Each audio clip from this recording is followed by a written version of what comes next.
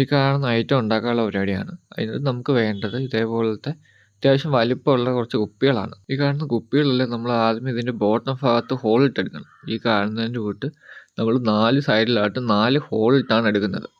അത് കമ്പി ചൂടാക്കിയോ എങ്ങനെ വേണമെങ്കിലും ചെയ്യാം. വലിയ ഹോള് വലിപ്പമായി പോകരുത്. ഒരു മീഡിയം സൈസിൽ നമ്മൾ ഹോളിട്ട് എടുത്തതിന് ശേഷം ഇതേപോലത്തെ ബഡ്സ് എടുക്കുന്നുണ്ട്. ഈ കാണുന്ന ബഡ്സ് ആ ഹോളിലേക്ക് ഇൻസേർട്ട് ചെയ്യാൻ പറ്റുന്ന സൈസിലാണ് നമ്മൾ അതിനകത്ത് ഹോളിട്ടേക്കുന്നത്. ഇതേപോലെ ബഡ്സ് നമ്മൾ കട്ട് ചെയ്തെടുക്കണം. കട്ട് ചെയ്തിരിക്കുന്ന ബഡ്സ് ഓരോ ഹോളിലേക്കും നമ്മൾ ഇൻസേർട്ട് ചെയ്ത് കൊടുക്കുകയാണ്.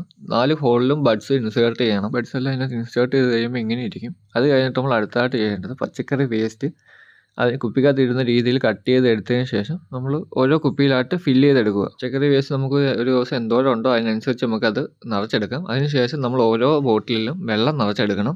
ഈ കാണുന്നതിനോട്ട് നമ്മൾ വെള്ളം നിറയ്ക്കുകയാണ്. അതിനുശേഷം ഇത് 2 ദിവസത്തിൻ്റെ എവിടെയെങ്കിലും മാറ്റി വെക്കുക. അതിനുശേഷം നമുക്കിത് ഉപയോഗിക്കാം. അടുപ്പ് ജസ്റ്റ് ചെറുതായിട്ടൊന്ന് തുറന്നു കൊടുത്താൽ തന്നെ ഇത് ഡ്രോപ്പ്